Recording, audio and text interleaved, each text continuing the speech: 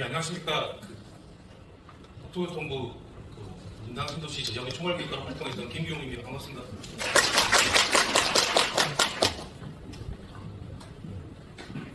오늘 포럼의 주제가 선도지구 선정 이후에 LG 신도시의 신속한 성공적인 추진 방안입니다.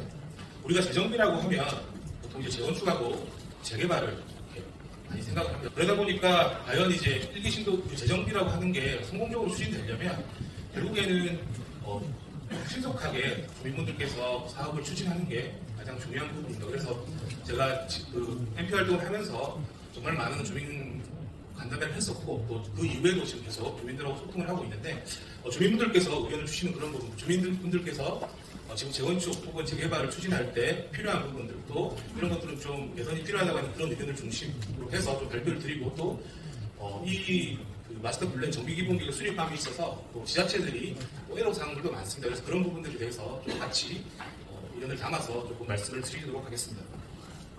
목차는 다음과 같습니다. 지난 8월 중순부터 이제 상분하고 중동이 이제 정비 기본 계획에 대한 주민 응답을 시작했습니다. 그리고 이제 분당, 일산, 평촌도 지금 다 했고요. 그래서 각 지자체마다 여건이라든지 또 상황이 좀 달라서 주 핵심 내용이 어떤 공공 기업이라든지 개발 일대에 조금 차이가 있습니다. 먼저 분당 같은 경우는 기준 용적률이 315%고요. 이제 워낙 이제 좀 규모가 크다 보니까 주거 유형별로 세분화해서 아파트는 326%, 또 빌라하고 단독주택은 250%로 개발 밀도를 설정했고, 또 이제 공공기여율은 1구간은 10%, 2구간은 41%하고 50%로 설정을 했습니다.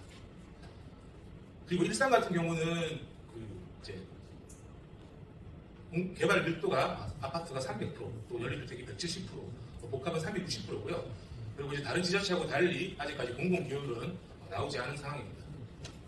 평촌 같은 경우는 개발 밀도가 330%고, 그리고 이제 공공기여율 같은 경우는 1구간이 최초 15%로 했다가 최근에 이제 10%로 이제 내린 상황이고 2구간은 41%가 되겠습니다. 마찬가지로 3번 같은 경우는 기준 용적률이 330%고 공공기여율은 1구간 10%, 2구간 41%입니다.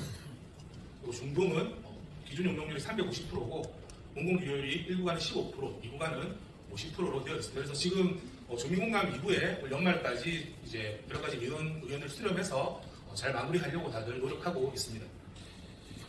지금 이제 선도지구 접수가 지난 9월 23일부터 27일까지 이제 접수가 끝났습니다. 그래서 이제 10월에 또 평가를 하고 11월에 선정하는 그런 절차로 지금 진행될 예정입니다. 사실 이제 27일 날 최종 접수가 되고 기사가 났을 때 각 지자체별로 생각보다 이제 굉장히 접수된 곳이 많아서 이제 다들 의아했습니다. 다 놀란 거죠, 사실. 주민들도 마찬가지고. 그래서 굉장히 과열되는 부분인데 사실 이렇게 과열되는 이유가 선도지구에 이제 도전을 해서 떨어지면 집값이 떨어진다는 불안감, 선도지구가 안 되면 언제 재건축을 해야 될지 모른다라는 그런 불안감들 때문에 지금 선도지구에 좀 과열됐습니다. 그래서 일단은 객관적이고 이제 어떤 공정하게 선도지구를 뽑게 될 텐데 11월에 뽑게 되면 선정이 되면 이 선정된 단지들은 내년 상반기 정도에 이제 특별정비구역 신청을 하게 됩니다. 그래서 이때는 정비계획서를 또 작성해서 제출을 해야 되고 특별정비구역 입안 신청 동의서를 또 받으셔서 지금 제출을 하셔야 되는 그런 상황이고요. 접수가 되면 또 어떤 심의라든지 또 평가를 통해서 내년 하반기에 이제 특별 선도지구가 최초로 특별정비구역이 지정이 되고 그렇게 되면 이제 특별정비구역으로 지정된 선도지구들은 순차적으로 그때부터는 이제 개별적으로 다 이제 빠른 사업 추진을 하게 될 것입니다. 우리가 이제 재건축을 할 때 이제 과연 재건축 절차가 어떻게 될 거냐에 대한 부분들은 이제 구체적으로 언급은 안 하고 있지만 제가 파악한 바로는 왼쪽에 보시는 도정법에서의 재건축 사업 절차도 하고 오른쪽에 보시는 특별법에서의 재건축 절차도를 비교해 봤을 때 사업 준비 단계에서만 차이가 있고 그 이후부터는 동일합니다. 그래서 특별법의 거의 대부분의 내용이 사업 준비 단계에서 지원할 수 있는 그런 내용들을 좀 포함하고 있고요. 만약에 이제 선도지구로 지정된 곳들이 이제 특별정비구역으로 지정을 받게 되면 그 이후부터는 도정법의 절차를 따라서 사업 추진을 하도록 되어 있는 게 이제 통합재건축 개념, 특별법에 의한 특별정비구역으로 사업을 추진할 때 해당하는 내용입니다. 그럼 이제 오늘 정책 포럼에서 중요한 어떤 내용인 어떤 그런 부분과 관련해서 일기 신도시 재정비 단계별 추진 계획에 따른 이슈하고 또 주민 의견들 이런 부분들을 제가 10가지 정도로 좀 정리를 해봤는데요. 그럼 하나씩 조금 말씀을 드려보겠습니다. 첫 번째는 사실 이제 일기 신도시 특별법이 여기 나오고 1, 2도시 마스터 플랜 나왔을 때 도시 재창조를 통해서 좀 이제 새로운 어떤 미래도시 개념으로 바뀔 수 있도록 하는 그런 것들이 많이 처음에 이제 많이 제시가 되었는데 지금 주민공감을 통해서 나오는 어떤 그런 기본 개혁 내용을 보면 그런 부분들이 좀 상당히 미흡한 부분들이 있습니다. 사실 1기 신도시가 처음 조성이 되고 메드타운이라고 하는 오명을 오랫동안 써왔는데 또 대부분의 어떤 재정비를 통해서 지금 아파트 재건축 중심으로 지금 이제 다 사업 정비하는 쪽으로 되다 보니까 그냥 또 메드타운 돼버리는 그런 모습으로 아마 이제 또 부정적 인식들이 또 생길 가능성이 좀 큽니다. 그래서 지금 이제 역세권 지역을 중심으로 주민들이 조금 자립 기능을 주민 주도로 좀 개발할 수 있는 그런 어떤 부분도 좀 많이 미흡하고요. 또 선도지구부터 해서 2030년, 40년까지 이 재정비가 진행될 텐데 그때 되면 또 지금보다는 많이 다른 스마트 시티의 개념이라는 것들이 많이 노후화되어 있을 텐데 또 그런 내용도 조금 부족한 부분이 있습니다. 그래서 그런 부분에 대한 것들도 조금 이제 스마트 주거단지의 개념으로 어떤 그 개발 가이드라인을 만들고 하는 그런 것도 조금 이제 필요한 부분이 있고요. 또 이주 대책에 대한 부분도 언론에서 워낙 이 부분을 많이 이제 다루다 보니까 주민들 입장에서 그런 내용을 보고 별 내용이 없어서 이런 부분에 대해서 조금 미흡하다고 지적하는 분들도 좀 많으신 상황입니다. 그리고 이제 두 번째로는 선도지구 선정해나가면 좋겠지만 선도지구 떨어진 단지들은 과연 그럼 어떻게 되느냐.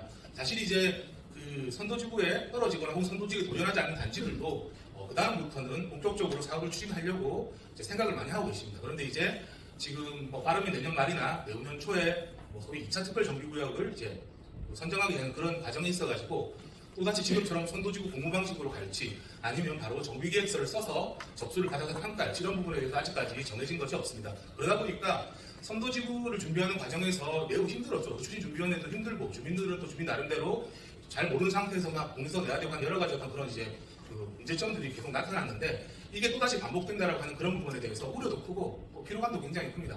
특히나 이제 그 선도지구로 도전된 그 선정된 단지라 하더라도 선도지구 때 동의서 받고 특별정비구역 신청할 때 또 동의서 받고 또 사업시행자 지정할 때 동의서 받는 이 과정들이 계속 반복이 되는데 이러한 부분들이 또 이제 2차 특별정비구역 선정하는 곳들에서도 또다시 이렇게 반복이 돼야 되기 때문에 이런 동의서에 대한 부분을 뭐 한 번에 이제 패스트트랙으로 가든지 아니면은 다른 방법으로라도 이 공모를 함에 있어서 이제 주민분들이 조금 이제 필요하지 않도록 하는 이런 그런 부분들도 조금 이제 대안을 좀 마련해서 빨리 주민들한테 좀 알려주는 게 좀 필요할 것 같습니다. 세 번째는 안전진단 면제 및 완화 부분입니다. 이제 그 특별법에서 사실상 특별정비구역으로 사업을 추진하면 안전진단을 면제받도록 되어 있습니다. 근데 이제 이게 27조 내용을 보면 공공기율의 비율을 초과하는데 이 초과에 대한 기준이 아직까지 명확하지 않습니다. 그래서 이게 뭐 0.1%가 될지 1%가 될지 그 이상이 될지 모르겠지만 이런 것들도 좀 과도하게 된다 그러면 다 이게 사업성 저하고 다 직결되기 때문에 이런 부분들에 대해서 조금 이제 지자체에서 최소화되는 방향으로 좀 생각하고 그런 부분들 좀 신속하게 주민들한테 알려줄 필요가 있습니다. 그리고 이제 분당 같은 경우는 이제 결합형으로 지금 사업을 추진하는 어떤 그런 곳들도 있습니다. 이제 선도지구에 신청한 곳들도 있고요. 또 선도지구가 아니더라도 앞으로 그렇게 될 수 있는 것도 있는데 지금 이 27조 앞부분에 보면 그 사업 승인 받을 때 하나의 주택단지로 돼야 되는 약간 이런 문구들이 있습니다. 그러다 보니까 이 법 해석에서 이게 조금 이제 애매모호한 부분들이 있습니다. 그래서 이게 이 주택단지 하나의 주택단지라고 하는 게 도정법에서의 주택단지하고 주택법에서의 주택단지 기준이 다르기 때문에 이런 부분들에 대해서 정확하게 또 이제 국토부에서 조금 이제 정리를 해줘야 지자체에서 이 행정을 또 이제 진행하는데 조금 이제 헷갈리지 않고 또 이제 주민들하고 같은 것도 좀 이제 의견 차이가 없이 진행할 수 있을 것 같습니다. 네 번째로는 이제 사실상 이제 그 이주 물량 배분에 대한 부분입니다. 사실 이제 그 어떻게 보면 선도지구 27년 착공 또 이주 대책이라고 하는 어떻게 보면 이런 키워드들 때문에 이 틀에 맞춰가지고 이 기본 계획의 내용들이 조금 이제 너무 이론상으로는 가능한데 현실적으로는 좀 불가능한 약간 이런 형태의 내용들로 지금 정리가 되었습니다. 사실 이 과정에서 저도 그 애로사항들은 다 인지는 하고 있지만 어찌됐든 주민들의 입장에서 봤을 때는 이런 부분들이 굉장히 조금 불합리하다고 느낄 수 있습니다. 주민들이 이제 그 선도지구에 이렇게 다열한 부분 중에 하나는 재건축이라고 하는 게 구역 지정을 받아야 어찌됐든 본격적으로 사업을 추진할 수 있는 이제 최소한의 어떤 자격이 되는데 이 부분을 먼저 앞단에서 계속 허들을 둬가지고 매년 물량들을 제한하는 이런 부분들이 주민 입장에서는 굉장히 애로사항이죠. 특히나 이제 지금까지 재건축 추진의 선례들을 봤을 때 구역 지정 이후에 사업 추진 과정이 순탄치 않고 또 과거에 이제 그 개포지구라든지 여러 서울 지역들을 봤을 때도 출발은 다른데 나중에 동시에 몰렸을 때 사업 시행 인가나 관리 처분 인가 때 인허가 순을 좀 조정해서 이제 물량 제한을 하는 그런 방식들도 고민을 했던 적이 있습니다. 그렇기 때문에 과연 앞단에서 구역 지정을 다 이렇게 순차적으로 한다고 해서 이게 나중에 그 의도한 대로 다 되겠느냐, 이런 부분들은 분명히 현실적으로 따져봐야 되는 부분이고, 오히려 주민들 입장에서는 구역 지정은 다 해주더라도 결국에는 그 과정에서 빨리 가는 것도 생길 거고 늦게 가는 것도 생길 텐데, 구역 지정 앞단에서 이거를 규제하지 말고 사업 시행 인가나 관리 처분 인가 단계에서 순차적으로 이런 부분을 좀 조절해서 이주 대책하고 좀 맞물리도록 하는 그런 방식들에 대해서도 조금 개선의 필요성들을 저한테 많이 이야기를 했어요. 그래서 이런 부분들은 한 번쯤 앞으로 이제 지금 당장은 어렵더라도 분명히 이게 어느 순간에 문제가 돼서 나타날 텐데, 이런 부분에 대해서 조금 대응을 해 나갈 필요가 있겠습니다. 그리고 총괄사업 관리자 부분입니다. 법에서는 총괄사업 관리자 제도를 이제 명시하고 있는데, 아직까지 총괄사업 관리자 제도를 어떻게 뽑고 어떻게 운영하고 어떤 역할을 할 것인지에 대해서 법 내용 말고는 구체적으로 논의되지 않습니다. 그래서 이런 부분들이 신속한 재건축을 할 때 총괄사업관리자의 역할을 좀 제대로 할 수 있도록 이런 부분에 대한 내용도 좀 빨리 정리하고, 이런 것들이 또 주민들이 이런 총괄사업관리자 제도를 활용할 수 있도록 하는 것이 필요하겠습니다. 그리고 이제 공공시행 방식의 인센티브 기준인데요. 사실 이제 도정법에서 LH 재건축을 하게 되면 중상형 인센티브도 있고 용적률도 당연히 높아지고 또 그에 따른 임대주택 공급비율도 높습니다. 그렇지만 특별법으로 할 때는 이러한 내용들에 대해서 지금 현재 적용하지 않는 이런 말이 있지만, 주민들 입장에서 봤을 때는 과연 특별법으로 LH 재건축을 했을 때 도정법의 기준을 적용하는 부분에 대해서 조금 빠른 정리가 필요합니다. 왜냐하면 지금 절차상 구역 지정 이후에는 다 도정법을 따라가는데, 이 정비계획 단계에서 계획 썼을 때 LH 재건축을 하겠다고 하겠지만, 이러한 주민들이 LH 재건축을 했을 때 기대하는 어떤 그런 용적률이나 이런 것들이 특별법으로 해서는 전혀 적용되지 않는다고 하면은 이런 것들도 다 오해의 소지가 생길 수 있기 때문에 지금 앞단에서 이런 부분들이 조금 제대로 정리가 될 필요가 있겠습니다. 그리고 사실 오늘 발표하는 내용 중에 이 7번의 이슈도 굉장히 조금 중요한 부분입니다. 이게 지금 사업시행자 지정 조건인데요. 특별법 제19조 2항에 사업시행자 조건이 이렇게 명시되어 있습니다. 이거는 지금까지 특별법이 좀 이제 급하게 이제 제정이 됐고, 또 국토부에서 이 특별법이 제정이 되었지만 여전히 수정 보완이 필요한 부분들이 있다는 것도 인지하고 있고, 이런 부분들을 지금 빨리 보완하려고 하는 그런 움직임도 있는 것으로 알고 있습니다. 그렇지만 이런 법 해석 애매모호한 부분 때문에 행정적으로 지자체도 많이 어려움을 겪고 있는데요. 지금 우리가 이제 사업 시행자 지정에 대해서 도정법으로 추진을 하게 되면 조합 설립 시에 전체 75% 이상 동의율, 그리고 동료 50% 이상 동의율을 확보하도록 되어 있습니다. 그리고 이거는 도정법에서 신탁 방식으로 사업 시행자를 지정할 때도 마찬가지로 동일한 조건을 하도록 되어 있습니다. 그런데 이제 19조 2항이 약간 특별법에서 빠른 어떤 그 패스트트랙처럼 토지소득 소유자의 과반만 넘으면 동의를 받으면 사업 시행자를 지정할 수 있도록 지금 이 내용이 이렇게 되어 있습니다. 그러다 보니까 이 내용에 따르면 동별 동의율을 무시해도 되고, 지금 통합재건축에서 지금 아파트하고 상가가 다 포함돼서 가는데 상가 소유주의 동의를 받지 않고도 사업 시행자를 지정할 수 있는 그런 개념까지도 설명이 되어버립니다. 그러다 보니까 물론 현실적으로는 상가 동의율을 포함하지 않고 갈 수는 없죠. 그렇기 때문에 과연 이게 빨리 간다라고 만들어 놓은 법이긴 한데 동별 50%라는 기준이 없어버리면 오히려 아파트하고 상가의 협의가 더 어려울 수도 있습니다. 그렇기 때문에 이런 부분들에 대해서는 법의 어떤 그런 조금 개정이라든지 내용 보완들이 좀 필요할 것 같고, 그래서 결국에는 이런 아파트하고 상가가 선도지구 준비하는 단계에서부터 이미 어떤 갈등들이 시작되는데 이 차이가 많죠. 그러다 보니까 이런 부분들이 본격적인 사업 추진 때도 발생하지 않도록 이런 부분들을 조금 조절할 수 있도록 제도적 개선이 좀 필요할 것 같습니다. 그리고 이제 선도지구가 선정된 단지들, 그리고 앞으로 재건축을 할 단지들이 이제 본격적으로 주민들 간에 가장 크게 겪게 될 문제가 바로 이제 8번 이슈입니다. 사실 이제 통합 재건축 추진하는 데 있어가지고 각 단지별로 이해관계에 따른 이제 갈등 문제가 막 엄청날 거라고 생각이 듭니다. 우리가 이제 전통적으로 재건축을 했을 때, 한 개의 단지가 재건축을 했을 때도 단지 내 평형별 배치에 따라서 큰 평형이 조망권 좋은 데 배치하고 평형 작은 데들은 단지 가운데 배치해서 그런 조망권에 대한 그런 부분에 대한 어떤 갈등이라든지 또 감정가에 대한 갈등, 이런 것들이 이제 기존의 선례에서 항상 있어 왔습니다. 그런데 이게 단지 안에서 이렇게 발생이 되는데, 이제 이 각각의 단지가 지금 보시는 ABCD 단지가 통합 재건축을 하게 됐을 때 단지별로도 이 구역 내에서 보시는 것처럼 제자리 재건축, 독립재산제, 정산제 이런 부분들을 이제 발생하게 됩니다. 이 문제가 분명히 발생합니다. 지금 주민설명회를 가면 정벽제라든지 이런 데서 이렇게 얘기합니다. 제자리 재건축 가능합니다. 독립정산재산제 특약으로 해서 하면 다 가능합니다. 문제될 거 없습니다. 수주하려면 당연히 된다라고 얘기를 하죠. 근데 제가 그 업계 전문가들을 만나보면 이론상은 가능한데 실제로 그 갈등은 무조건 발생한다라는 거죠. 그렇다라고 하면 이런 부분에 대해서 이제 우리가 지금 제도적인 부분 다 좋고 한데 실제 이제 사업 추진에서 지금은 눈에 보이지 않지만 앞으로 일어날 거라고 예상되는 이런 부분들에 대해서 분명히 우리는 대안을 준비해야 되고 이런 것들을 국토부나 지자체에서도 조금 이제 유연한 대처가 조금 필요할 것 같습니다. 그리고 이것과 맞물려 가지고 사실 이제 지금은 수면 밑에 있지만 앞으로 본격적으로 또다시 민원이 발생할 거라고 예상되는 게 통합 재건축에 있어서 단지별 재건축입니다. 사실 이제 지금은 선도지구 이제 도전하는 것 때문에 지금 다 악마를 안 하고 있지만 여전히 불만이 많은 상황이고요. 사실 이제 4개 단지가 통합을 해서 하나의 사업 시행자로 간다라고 하는지 그런 부분들이 굉장히 어렵습니다. 그렇기 때문에 그거에 대한 대안으로 지금 독립정산제니 독립재단제가 이야기되고 제자리 재건축 이야기가 되고 있는데 아마 이런 것들이 만약에 제대로 안 되면 다시 대규모 집단 민원으로 단지별 재건축에 대한 부분이 나타날 것입니다.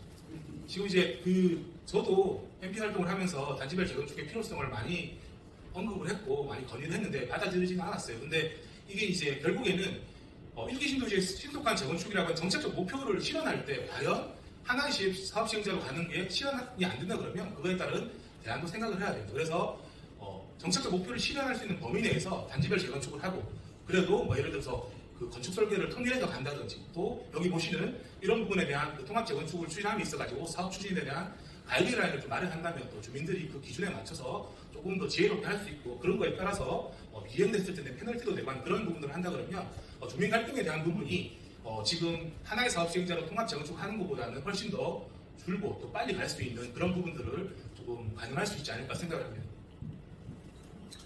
그리고 이제 마지막으로 이제 주민 소통에 대한 부분인데요.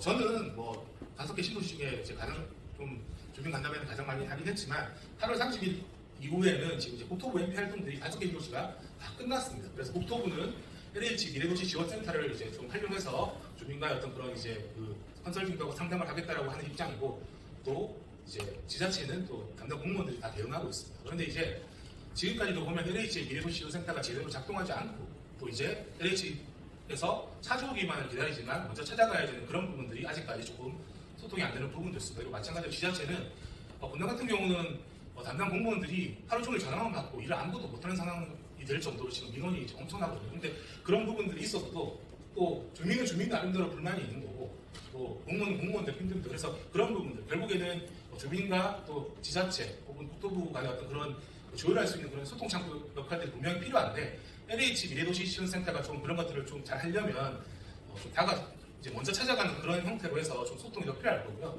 이런 부분들은 좀 더 고민이 필요한 부분이라고 하겠습니다. 제가 이제 한정된 시간 때문에 조금 급하게 말씀을 드렸는데요. 제가 지금 이제 2년 정도 MP 활동을 이제 해서 느낀 거는 물론 재건축이라는 게 민간 사업이고 아까 절차에서도 보면 행정에서 할 수 있는 역할 또 민간에서 해 나가야 되는 역할들이 구분이 되어 있습니다. 그렇기 때문에 제가 보면은 이거는 민간에서 알아서 해야 되는 역할, 이거는 민간에서 이렇게 보면은 행정에서 해야 되는 역할 이런 식으로 약간 이분법적인 사고를 가지고 지금 우리는 재건축을 생각하고 있습니다. 그런데 지금까지처럼 재건축을 어떤 지금의 제도적인 어떤 틀, 어떤 생각에 이제 갇혀가지고 통합재건축 추진하면 100% 실패할 거라고 봅니다. 그렇기 때문에 지금은 이제 국토부라든지 지자체라든지 주민들이 조금 더 서로 한 발 더 다가서서 조금 이제 이해하고 협력하는 부분 그리고 서로 노력하는 부분 이런 부분들이 좀 해야 상생할 수 있다고 생각하고 이런 부분들은 이게 지금 통합재건축 혹은 일기 신도시 재정비라고 하는 게 이제 시작을 해야 되는 이제 출발선에 서게 되는 상황인데 시작도 못하는 상황이 되지 않도록 서로 조금은 양보하고 또 서로 조금은 조금 유연하게 서로 이제 협의하는 과정을 거쳐서 잘 이제 추진될 수 있도록 지금 노력을 해야 될 것 같습니다. 이상으로 발표를 마치겠습니다. 감사합니다.